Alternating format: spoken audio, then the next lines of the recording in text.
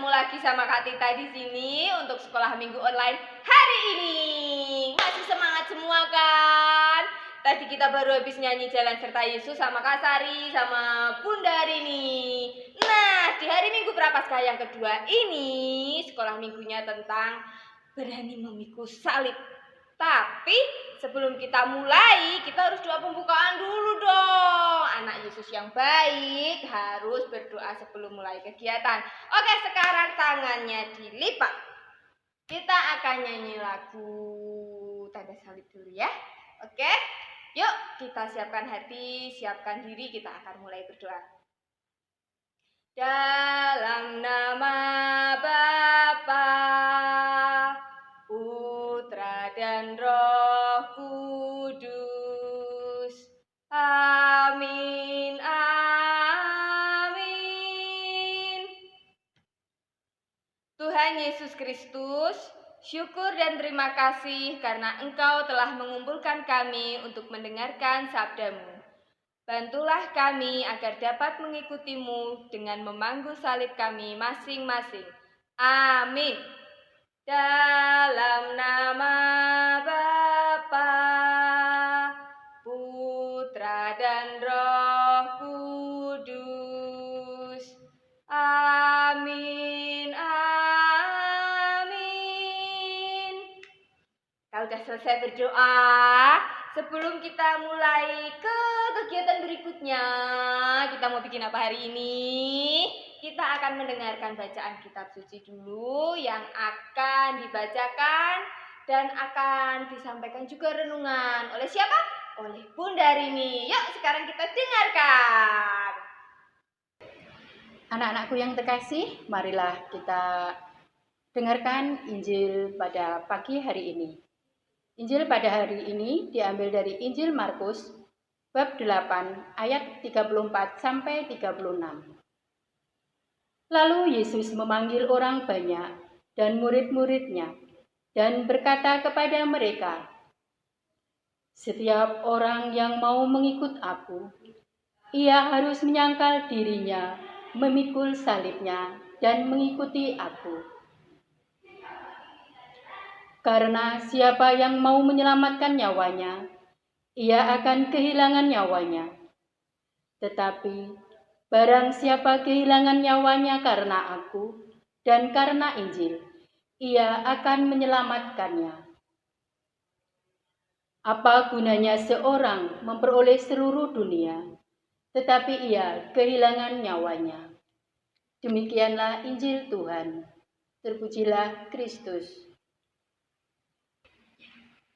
Anak-anakku, kita akan mendengarkan renungan pada pagi hari ini. Renungannya berupa seseorang yang pernah bermain kelereng. Apakah anak-anakku pernah main kelereng? Ya, pernah lihat kelereng? Kelerengnya adalah seperti ini. Bunda waktu kecil juga pernah main kelereng. Tetapi kalau kalah tidak boleh menangis, ya. Siapa yang kalah, dia harus bisa menerima kekalahannya. Caranya memainkan kelereng, kita membuat lingkaran di tanah.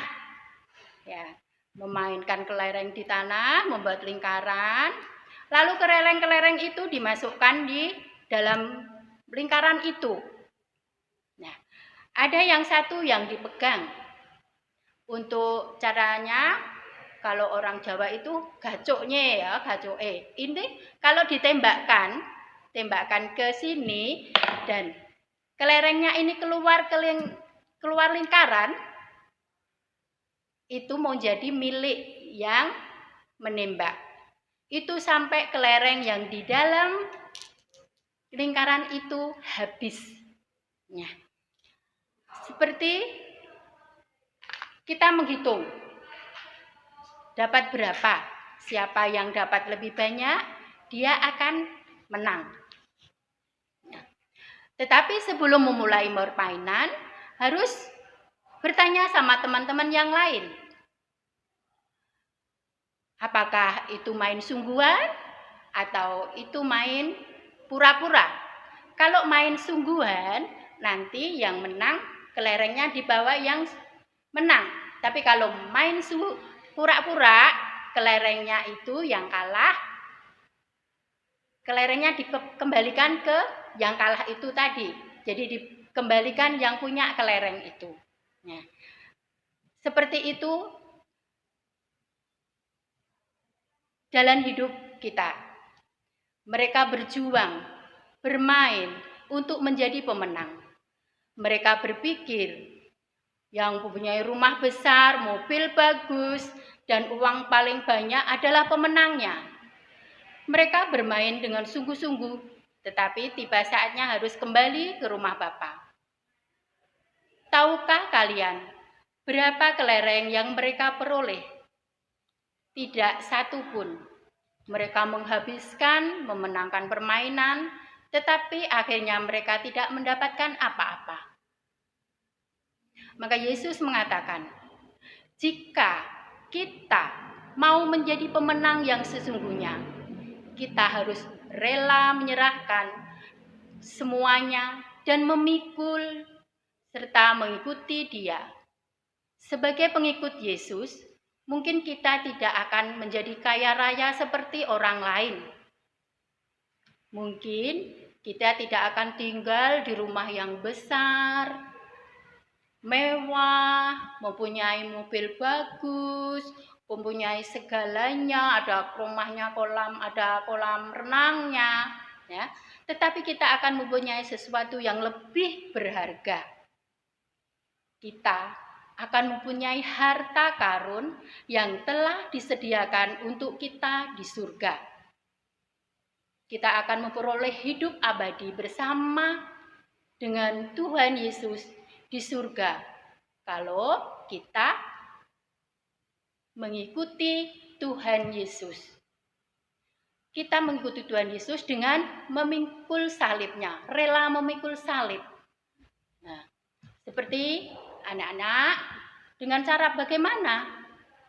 Ya, dengan berdoa, dengan berderma, dengan menolong, menghibur sesama, menghibur teman. Kalau ada teman yang kesusahan, ada teman yang kekurangan, kita ikut membantu, memberikan derma kepada mereka. Jadi kita tidak seperti Tuhan Yesus memikul salib yang berat sampai ke Golgota. Tetapi kita memikul meskipun salib yang kecil, tetap kita harus rela. Ya, kita itu pengikutnya harus mau berkorban untuk sesama, berderma untuk sesama. Apalagi sekarang masa prapaskah, masa puasa. Anak-anak harus menyiapkan diri untuk ikut menyisihkan uang jajan kita, uang jajan anak-anak. Disisihkan sedikit, nanti dikumpulkan ikut di gereja, ya, dikumpulkan untuk membantu teman-teman kita yang kekurangan.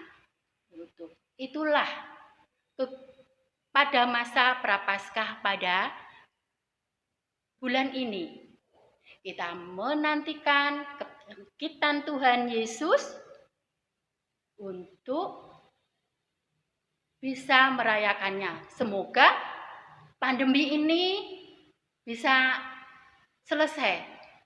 Kita bisa merayakan Paskah, kita bersukaria merayakan kebangkitan Tuhan. Nah, kemarin Natal sudah tidak bisa ikut Natalan. Nah, semoga kita di dalam kebangkitan Tuhan, kita bisa merayakan Paskah bersama dengan teman-teman. Kalian pasti kangen sama teman-teman, kangen untuk berkumpul dengan teman-teman lagi, ya. Kasihan, sayang banget nggak bisa ikut anak-anak, ya, nggak ikut ke gereja, yang boleh ke gereja yang sudah komuni, anak-anak kasihan sama ini ya Dek ya. Natalan sudah nggak bisa, masa ini mau nggak boleh ikut Paskah lagi. Nah, Paling sih anak-anak sudah, wah nanti Paskah, ada telur Paskah, ada bisa bertemu dengan teman-teman. Nah, makanya anak-anak berdoa, mohon sama Tuhan, semoga pandemi ini biar cepat hilang, biar anak-anak cepat berkumpul bersama-sama lagi di gereja, ikut sekolah minggu, bertatap muka lagi bersama-sama dengan pendamping-pendamping yang lain, bersama-sama dengan Bapak Ibu ke gereja bersama-sama. Ya, jadinya untuk bulan ini, Prapaskah ini, berbesarlah untuk berderma, untuk berdoa. Nah, semoga dengan doa-doa kalian, Tuhan akan mengabulkan dan menghilangkan pandemi ini agar anak-anak bisa kembali ke gereja, berkumpul bersama-sama teman-teman untuk selalu memuji dan memuliakan Tuhan untuk seterusnya sampai Paskah, sampai Natal, sampai selamanya berkumpul kembali bersama dengan Bapak, Ibu, Mama, Papa, ya, Ayah, Bunda, sama pendamping-pendamping, dan anak-anak bisa bersama-sama berkumpul, bersukaria, ikut sekolah minggu dengan bertatap muka lagi. Nah, itulah dalam hari Minggu Prapaskah pada hari ini. Dan ayat emasnya adalah, apa gunanya seorang memperoleh seluruh dunia, tetapi ia kehilangan nyawanya. Ya, tidak ada gunanya kalau kita kehilangan nyawa, meskipun kalau sudah kehilangan nyawa kan tidak bisa memperoleh apa-apa ya.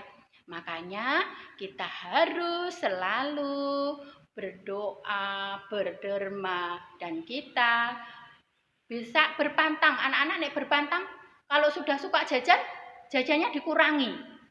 Ya, dimasukkan dalam kotak. Terus nanti kotaknya dikumpulkan. Dengan seperti itu, anak-anak bisa menikmati masa-masa puasa pada hari-hari ini, bulan-bulan ini. Nah, dengan bagaimana? Ya, dengan belajar hidup sederhana, mendahulukan kepentingan keluarga daripada keinginan pribadi. Kita mendahulukan kepentingan bersama, tidak mendahulukan kepentingan pribadi kita. Ya, seperti itu. Ya, untuk seterusnya, ya, jangan kita mentang-mentang punya, harus aku kok, aku sing duwe. Gitu.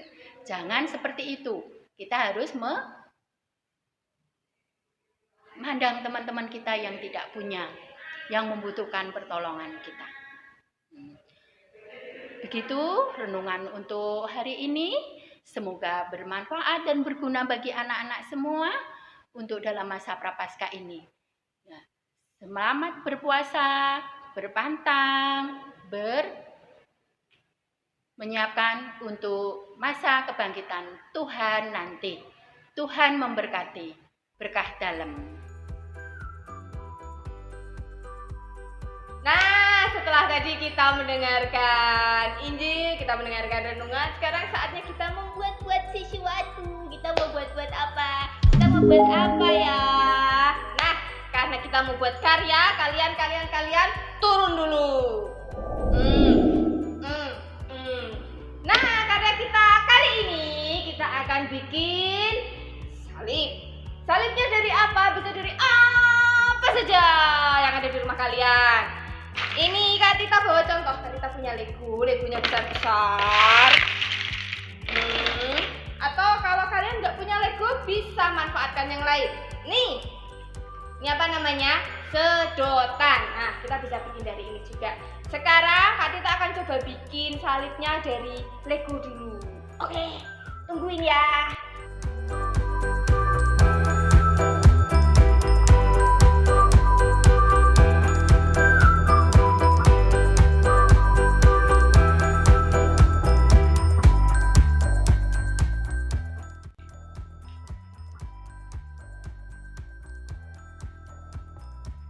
Jeng jeng, ini adalah bentuk salib dari sedotan. Lah, untuk kalian-kalian adik-adik semua yang mau ikut membuat seperti ini, bisa diikuti di rumah. Jangan lupa tetap di foto lalu dikirim ke email yang ada di bawah. Nanti karya kalian akan ditampilkan di minggu berikutnya.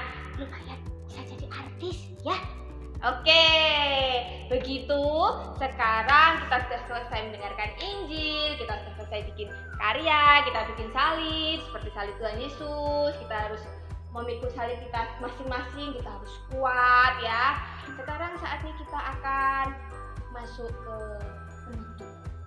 Tapi sebelum itu kita akan mendengarkan lagu penutup dulu dari mana? Dari Kak Sari dan Bunda Redi lagi. Yuk kita gerak-gerak lagi.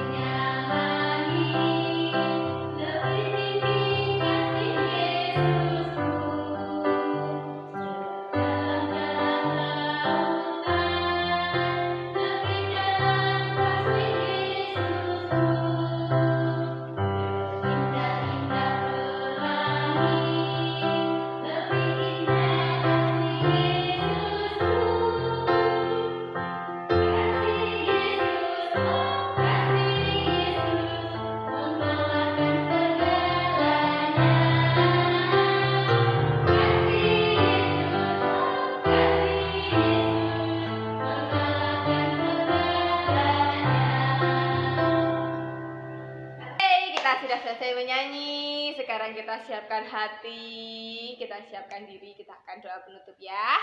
Yuk tangannya dilipat, kita bikin nada salib dulu. Dalam nama Bapa, Putra dan Roh Kudus. Amin, amin. Tuhan Yesus Kristus, Engkau menghendaki agar kami mengikutimu, memanggu salib dan menyangkal diri. Bantulah kami agar dapat menjadi pengikutmu yang sejati. Amin. Dalam nama Bapa, Putra dan Roh Kudus. Amin, amin. Terima kasih semuanya. Sampai berjumpa minggu depan